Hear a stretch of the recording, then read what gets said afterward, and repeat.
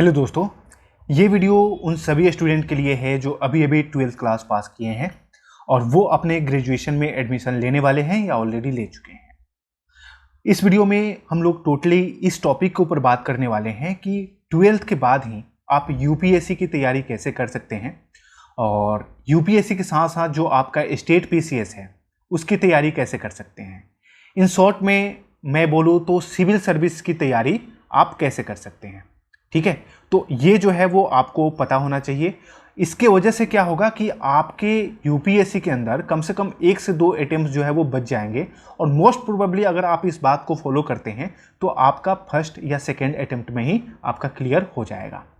तो किन किन बातों को ध्यान रखना है वो इस वीडियो में हम लोग जानने वाले हैं। ये वीडियो बहुत इंपॉर्टेंट होने वाला है। अगर आप 12th क्लास में हैं, आप ग्रेजुएशन के अंदर एडमिशन ले रहे हैं किसी भी स्ट्रीम से, तो आप इस वीडियो को प्लीज़ पूरा एंड तक देखिए, आपको पूरी जानकारी मिलेगी। ठीक है, चलिए तो सबसे पहले आपको बाकी की चीज़ बताने से पहले आपकी इंट्रोडक्शन करा देता हूँ यूपीएससी के पैटर्न से कि यूपीएससी की तैयारी करने के लिए आपको क्या क्या चीज़ें चाहिए होगा। ठीक है, तो इसके ऊपर जो है वो हम लोग बात कर लेते हैं। चलिए यहाँ देखिए, यूपीएससी का जो एग्जाम है वो 3 फेज में होता है। एक आपका प्री का फेज है, दूसरा मेंस का फेज है, तीसरा जो है वो इंटरव्यू का फेज है। प्री के पेपर में आपके 2 पेपर होते हैं प्री एग्जाम में, सीसेट पेपर 1 और सीसेट पेपर 2। सीसेट पेपर 1 जो है वो जीएस का पेपर होता है, ये 200 मार्क्स का होता है और जो आपका कट ऑफ बनता है ना प्री क्वालिफाई करने का, वो इसी 200 आउट ऑफ बनता है, जितना भी बने, है ना। तो ये यहाँ से बनेगा, आप जितना भी स्कोर करोगे 200 में से।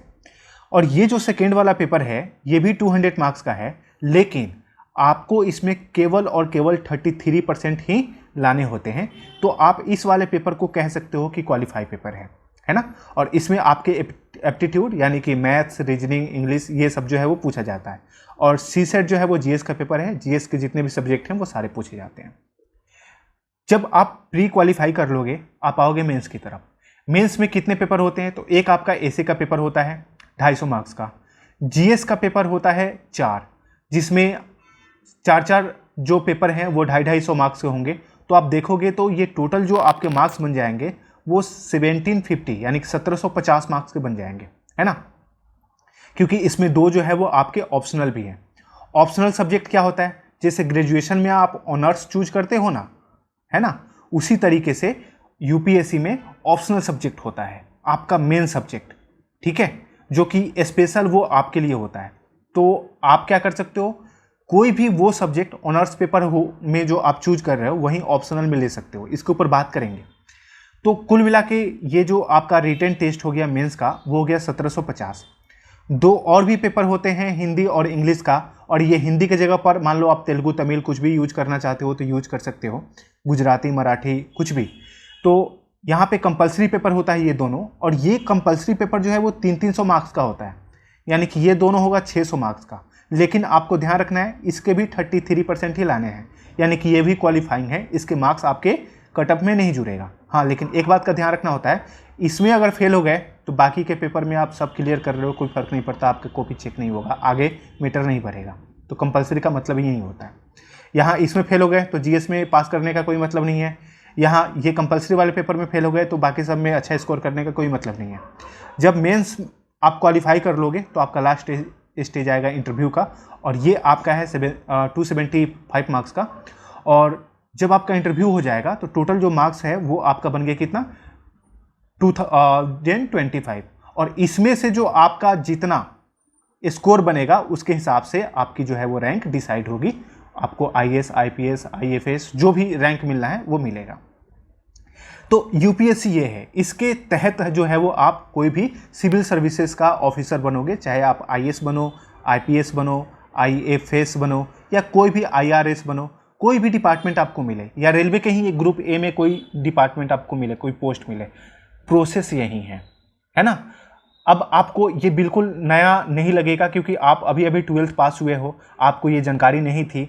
तो आपको पता तो होना चाहिए कि जो मैं आगे बात करने वाला हूँ वो किस एग्जाम के बारे में बात करने वाला हूँ। देखो, स्टेट पीसीएस का भी जो पैटर्न होता है ना, कुछ इसी तरीके से होता है। पेपर आगे पीछे हो सकता है, किसी में ज़्यादा होता है, किसी में कम होता है। किसी किसी सिविल सर्विसेज में ये सीसेट वाला पेपर नहीं होता, लेकिन पैटर्न यही रहने वाला है। अब देखो, आपकी जो मिनिमम एज होनी चाहिए इस एग्ज़ाम में बैठने के लिए वो होनी चाहिए कितनी, 21 ईयर्स। अब देखो, आप मिनिमम क्या हो गए, 5 ईयर्स में मान लेते हैं कि 1 क्लास हम मानते हैं, ठीक है। तो जब आप 12th पास आउट हुए हो मतलब आप मिनिमम 17 के हो, और 17 से आप 3 साल ग्रेजुएशन को जोड़ोगे तो ये होगा 20, और अगर 4 साल ग्रेजुएशन का जोड़ोगे तो ये होगा 21। अगर आपकी उम्र इससे ज़्यादा है, आपके ग्रेजुएशन पास करते करते आप 21 क्वालिफाई कर रहे हो, तो आप उसी साल अपेयर हो सकते हो अपने ग्रेजुएशन के पास आउट में ही, ठीक है। तो ये मिनिमम रिक्वायरमेंट होनी चाहिए एज को लेके। मैक्सिमम जो है वो जनरल वालों के लिए 32 ईयर्स है, बाकी अदर कैटेगरीज के लिए और भी ज़्यादा है। मैक्सिमम पे बात नहीं करते हम, जो भी बात करेंगे मिनिमम क्या चाहिए उसके ऊपर बात करने वाले हैं, ठीक है। अब देखो, अब मैंने आपको यूपीएससी से थोड़ी सी इंट्रोडक्शन करवा दी, स्टेट सिविल सर्विस भी कुछ ऐसा ही होता है। अब आप किसी ना किसी स्ट्रीम में जो है वो अपना क्या करोगे, एडमिशन लोगे। अब इसमें स्ट्रीम में आपका क्या हो सकता है, या तो आप बीए में एडमिशन लोगे, बीएससी में एडमिशन लोगे, बीकॉम में या बीटेक में। तो आप चाहे किसी भी स्ट्रीम में एडमिशन लो, ध्यान से सुनना,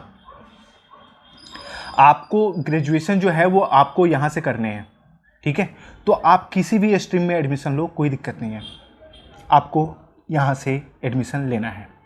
अब आप ऑलरेडी, क्योंकि हम लोग सभी को पता है कि CUET का रिजल्ट आ चुका है, 12th का कॉमन एंट्रेंस टेस्ट वाली जो एग्ज़ाम है, और सभी ने, आप लोगों ने अप्लाई कर दिया होगा किसी न किसी कॉलेज में, यूनिवर्सिटी ऑफ दिल्ली, बाकी के दूसरे सेंट्रल यूनिवर्सिटी या स्टेट यूनिवर्सिटी, आपको अपने सब्जेक्ट में एडमिशन मिल जाएगा। अब देखो, इस फील्ड में क्या होगा कि जितने भी स्टूडेंट बीए में एडमिशन लेंगे, बैचलर ऑफ आर्ट्स में, चाहे कोई भी सब्जेक्ट हो, हिस्ट्री, ज्योग्राफी, पॉलिटिकल साइंस, आपको बहुत ज़्यादा बेनिफिट मिलने वाला है आपके अपने यूपीएससी की तैयारी में। जो बीएससी में एडमिशन लेने वाले हैं, जो भी सब्जेक्ट्स है, physics, chemistry, math, biology, botany, zoology, जो भी आप लेने वाले हो, ठीक है, उसमें आपको हेल्प मिलेगा केवल और केवल, यहाँ पे मैंने बताया था ना, ये ऑप्शनल पेपर, 2 पेपर होता है 500 मार्क्स का, 250 मार्क्स का एक, तो इसमें आपको हेल्प मिलेगा। तो बीएससी में मान लो अगर आप मैथ्स ऑनर्स ले रहे हो या केमिस्ट्री ऑनर्स ले रहे हो, तो ये optional paper already UPSC mains के अंदर है, ऑप्शनल पेपर के अंदर, तो वहाँ से आपको हेल्प मिलेगा।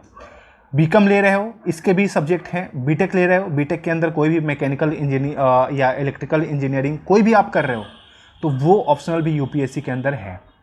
तो आप अपना माइंडसेट बनाओ कि सबसे पहले आपको जाना है सिविल सर्विसेज में।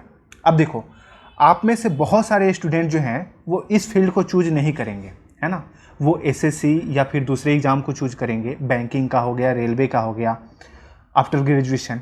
कुछ लोग जो हैं वो उसी में आगे की पढ़ाई कंटिन्यू करेंगे, पोस्ट ग्रेजुएट करेंगे, फिर हो सकता है पीएचडी भी करें और आगे जाके लेक्चरर या प्रोफेसर की जॉब उनको मिलेगी, लेकिन वो लंबा प्रोसेस है, ठीक है। मैक्सिमम जो आप में से पॉपुलेशन है वो मिडिल क्लास फैमिली है, और मिडिल क्लास फैमिली जो है वो पीएचडी तक जो आपके पढ़ाई का खर्च है वो अफोर्ड नहीं कर पाती है। तो आपके ऊपर एक माइंड पे प्रेशर आ जाएगा ग्रेजुएशन के बाद कि जॉब लेनी है, ठीक है।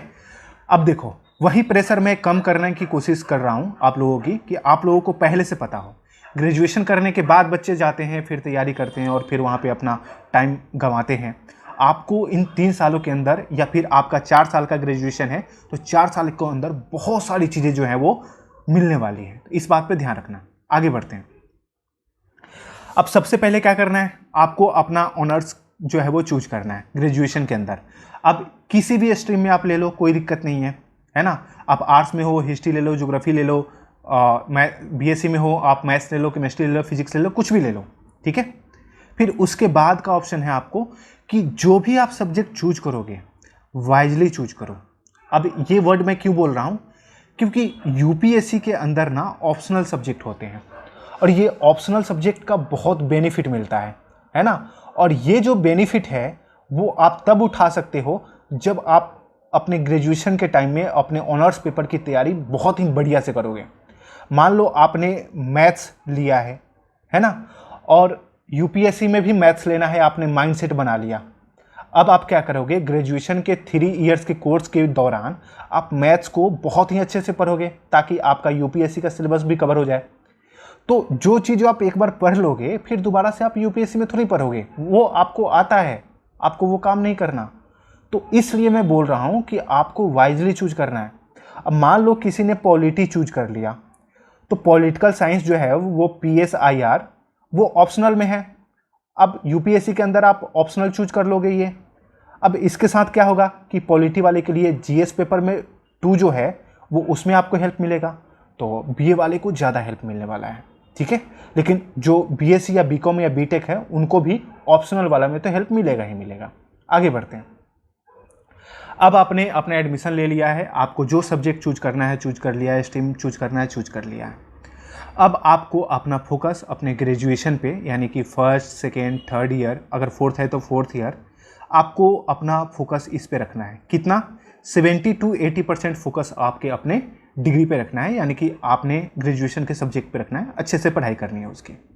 अब देखो, अब इस फेज में जब आप एडमिशन ले चुके हो, मैंने थोड़ी सी इंट्रोडक्शन बताई है यूपीएससी के बारे में। अब आपको और जानना है यूपीएससी के बारे में। यूपीएससी के बारे में आपको अपने इंटरेस्ट डेवलप करने हैं। तो आप क्या करोगे? आप गूगलिंग करना स्टार्ट करोगे, यूट्यूब पे गूगल पे सर्च करना स्टार्ट करोगे अबाउट द यूपीएससी, सिलेबस के बारे में। सिलेबस क्या है, एग्जाम पैटर्न क्या है, PYQ यानी कि प्रीवियस ईयर्स क्वेश्चन पेपर किस तरीके से पूछे जा रहे हैं। अगर सिर्फ आपका ऑप्शन मैच कर रहा है, क्या बोलते हैं, ऑनर्स पेपर से, तो सिर्फ ऑप्शन के PYQ देख लो ऑप्शनल के। या फिर आपने पॉलिटी बीए में एडमिशन ले लिया है, ज्योग्राफी हिस्ट्री कुछ भी मैच कर रहा है, तो आप उसके भी सिलेबस देखते रहो, है ना। इससे आपको काफ़ी हेल्प मिलेगा। फिर अब आप यूपीएससी के बारे में जान रहे हो, ठीक है। बेसिक जो क्राइटेरिया होता है, बेसिक जो चीज़ें होती हैं वो आपको पता है। ग्रेजुएशन की तैयारी भी आप अपने बहुत ही अच्छे से कर रहे हो। अब आपको एक चीज़ की हैबिट डालनी है और वो है रीडिंग न्यूज़पेपर। आप न्यूज़पेपर पढ़ना स्टार्ट करोगे, आपको हैबिट बिल्ड करनी है। अगर आपका मीडियम इंग्लिश है तो आप द हिंदू या इंडियन एक्सप्रेस को फॉलो करो। अगर आपका मीडियम हिंदी है तो आप दैनिक जागरण या हिंदुस्तान कोई भी एक न्यूज़पेपर फॉलो करो नेशनल लेवल का, ठीक है। तो न्यूज़पेपर समझ में आए ना आए मैटर नहीं करता, बस उसको पढ़ने की आदत डालो, है ना। 3 सालों तक आपको ये लगातार करना है। आपको 1 महीने से दूसरे महीने में जैसे इंटर करोगे आपको बहुत सारी चीज़ें समझ में आने लगेगी। आप अभी 3 साल तक न्यूज़पेपर पढ़ोगे, है ना। समझ जाओ आपका किस लेवल पे जो है वो हैबिट डेवलप होगा, कोई कंपेयर नहीं कर सकता आपसे फिर, ठीक है। फिर आगे बढ़ते हैं। इसके बाद अगर आपका ऑप्शनल सब्जेक्ट क्या है, सेम है जो यूपीएससी का ऑप्शनल सब्जेक्ट है, यानी कि आपका ऑनर्स सब्जेक्ट यूपीएससी का ऑप्शनल सब्जेक्ट सेम है, तो आप यूपीएससी का जो ऑप्शनल का सब्जेक्ट है उसको चेक करते रहो। आप जैसे मान लो आप फर्स्ट ईयर में हो, तो फर्स्ट ईयर में मान लो आपको पढ़ना है लीनियर अलजेब्रा, मैट्रिसेस, मैथमेटिक्स की बात कर रहा हूँ मैं, है ना, और कैलकुलस। आपको फिर से पढ़ना है ODE, ऑर्डिनरी डिफरेंशियल इक्वेशन। अब देखो कि ये सिलेबस यूपीएससी में कहाँ है और क्या क्या टॉपिक इसमें आपके ग्रेजुएशन में आ रहा है। तो जो जो टॉपिक यूपीएससी का ग्रेजुएशन में है आप टिक करते जाओ कि हाँ ये मैंने फर्स्ट ईयर में पढ़ लिया है, ठीक है। अब कौन कौन सी चीज़ें हैं जो सेकेंड ईयर में पढ़ूंगा, थर्ड ईयर, फाइनल ईयर तक आपके 80% सिलेबस जो है वो ऑप्शनल का ख़त्म हो जाएगा। तो ये टेंशन आपको नहीं होगा। अगर आपका सब्जेक्ट ऑप्शनल में मैच नहीं करता है तब भी कोई बात नहीं। अब देखो, अगर आपने बीए स्ट्रीम को चूज करा है तो हिस्ट्री, पॉलिटी, ज्योग्राफी, या फिर बीकॉम चूज करा है तो इकोनॉमिक्स, अकाउंटेंसी, कुछ भी है आपका, बीटेक है तो आपका इलेक्ट्रिकल इंजीनियरिंग है, कुछ भी। तो देखो इसमें क्या है, हिस्ट्री जो है ना वो आप ऑप्शनल में भी ले सकते हो, जीएस का भी पार्ट है, पॉलिटी, ज्योग्राफी ये जीएस का भी पार्ट है, ऑप्शनल का भी पार्ट है। तो आपको और भी ज़्यादा बेनिफिट मिलने वाला है, यानी कि ऑप्शनल के बावजूद भी आपको जीएस में इसका बेनिफिट मिलने वाला है। तो इसका जो रिवार्ड है आपको यूपीएससी प्रिपरेशन में मिलेगा अगर आप बैचलर ऑफ आर्ट्स लेते हो तो। अब देखो हम लोग उस फेज में आ चुके हैं अब जिस फेज में यूपीएससी के बारे में आपको 100%, या चलो 100% ज़्यादा हो गया तो 90% पूरी जानकारी है। मतलब आपको अब ये नहीं सोच रहे हो कि यूपीएससी क्या है, कैसे होता है, क्या होता है, आपको पूरी जानकारी है क्योंकि आपने इसमें अपने 3 साल लगा दिए हैं, ठीक है। अपने ऑप्शनल को तैयार करा है। ऑप्शनल के साथ साथ अगर आपका बैचलर ऑफ आर्ट्स है तो आपका कुछ जीएस का पोर्शन भी तैयार हो चुका है, समझ रहे हो। आपको न्यूज़पेपर पढ़ने आता है अब अच्छे से, कोई दिक्कत नहीं हो रहा। आप न्यूज़पेपर के नोट्स वगैरह नहीं बना रहे लेकिन आपको पढ़ने आ गया, हैबिट आ गया आपका। अब हम लोग आ जाते हैं। अब देखो अब जो है वो आप फाइनल ईयर में हो और आपका 30% या फिर 60%, मतलब समझना, स्टार पॉइंट मैंने बना रखा है यहाँ पे। अगर सिर्फ आपका ऑप्शनल मैच कर रहा है ऑनर्स पेपर यूपीएससी से, तो समझो कि आपकी 30% यूपीएससी की प्रिपरेशन डन हो गई। और अगर आपका जीएस वाला पोर्शन मैच कर रहा है, यानी कि हिस्ट्री ज्योग्राफी में से कुछ है, तो समझ लो कि आपका 60% प्रिपरेशन जो है वो डन हो गया है ऑलरेडी। कब? जब आप पूरे के पूरे अपने ग्रेजुएशन की तैयारी कर रहे हो, तब यूपीएससी की आपकी तैयारी इतने हो गई 3 सालों के अंदर, बिना कोई क्लास लिए यूपीएससी का, बिना कोई कोचिंग ज्वाइन किए। अब आगे देखो, अब ये जो साल है वो आपका लास्ट ईयर है, लास्ट सेमेस्टर है आपके एग्जाम का, ग्रेजुएशन का। इसमें आपको पूरा का पूरा जो फोकस है वो आपके सेमेस्टर एग्जाम पे करने हैं, ताकि आपका पेपर ना फंसे। नहीं तो मान लो आपकी इतनी तैयारी हो गई, लास्ट पेपर फंस जाएगा, तो फिर आप यूपीएससी में अपीयर नहीं हो पाओगे, है ना। तो आपको पूरा फोकस करना है, 90% फोकस जो है वो यहाँ रखना है। न्यूज़पेपर वगैरह टाइम मिला तो देख लिया, कुछ दिन अवॉइड भी कर दोगे तो कोई बात नहीं है, पूरा का पूरा फोकस आपको यहाँ पे होना चाहिए। एक बार जब आप अपने ग्रेजुएशन के एग्जाम दे देते हो, सब चीज़ क्लियर हो जाता है, रिजल्ट का वेट कर रहे हो, वो टाइम है आपको अब पूरा का पूरा यूपीएससी को देने का। अब देखो, अब ग्रेजुएशन आपकी हो गई, कुछ महीनों में आपकी रिजल्ट भी आ जाएगी। तो आफ्टर द ग्रेजुएशन, यानी कि आफ्टर द 3 और 4 ईयर्स, जब आपके 3 साल या 4 साल की ग्रेजुएशन से 4 साल, जब आपके ग्रेजुएशन कंप्लीट हो गए हैं, तो अब ये टाइम है कि ये जो टाइम है आप वनली यूपीएससी को दो, ठीक है। अब ऐसा नहीं मैं कह रहा हूं कि आपने बीए चूज करा और मैं बोल रहा हूं कि आपकी 60% तैयारी हो गई है, तो आप कहोगे कि मैंने तो दे दिया, यूपीएससी का फॉर्म आया और भर दिया और अपीयर हो गए। बिल्कुल रॉन्ग मेथोडोलॉजी है ये, बिल्कुल आपको अपीयर नहीं होना है ना। आपको इसके बावजूद ग्रेजुएशन के बाद 1 ईयर जो है वो मिनिमम अपने यूपीएससी प्रिपरेशन को देना है, और इसमें फोकस करना है कौन कौन से सब्जेक्ट के ऊपर, तो आपको एसे के ऊपर, ठीक है। अब देखो यहाँ पे एक बात मैं बता रहा था, अगर आपका बीए है तो बीए में आपके एसे भी आएंगे, है ना। तो आपके एसे या फिर लॉन्ग क्वेश्चन आपको लिखने होते हैं, तो एसे लाइक कंटेंट आपको यहाँ से मिल गया रहता है। लेकिन आपका साइंस बैकग्राउंड है ना, तो फिर आपका एसे का कंटेंट नहीं मिलता है। तो आपको यहाँ पे फोकस करना है एसे पे, क्योंकि 250 मार्क्स का है। जीएस का पेपर जो है वो, ऐसे तो जीएस 4 है, लेकिन यहाँ पे मैंने एक चीज़ को अलग करा है। तो यहाँ पे समझ लो कि 750 मार्क्स, जिसमें history, geography, polity, art and culture, बहुत सारी चीज़ें हैं, आपको यहाँ पे फोकस करना है, वो जो ग्रेजुएशन में आपने बिल्कुल नहीं करा है। और एक है एथिक्स वाला पेपर, तो यहाँ पे 2 पेपर जो है वो अलग है, एसे और एथिक्स। एथिक्स आपके हो सकता है कि ग्रेजुएशन में ना मिले अगर आपका साइंस बैकग्राउंड रहा तो, है ना। ऑप्शनल की तैयारी है, वो तो आपके स्ट्रीम के ऊपर डिपेंड कर रहा है कि साइंस में भी या बीटेक में भी आपने वही ऑप्शनल लिया है जो आपको यूपीएससी में लेना है, या आपने दूसरा ले लिया है।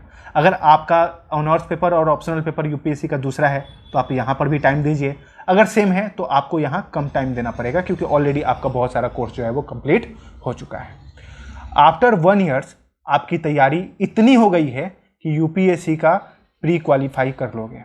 मेंस की भी समझ लो कि 70% आपकी तैयारी हो गई है। प्री और यूपीएससी के मेंस के बीच में 3 से 4 महीने का टाइम होता है। इस बीच में आप आंसर राइटिंग का प्रैक्टिस कर लोगे। बीए में तो आप ऑलरेडी आंसर राइटिंग बहुत सारे दिए रहोगे, लेकिन अप्रोच बदलना पड़ेगा।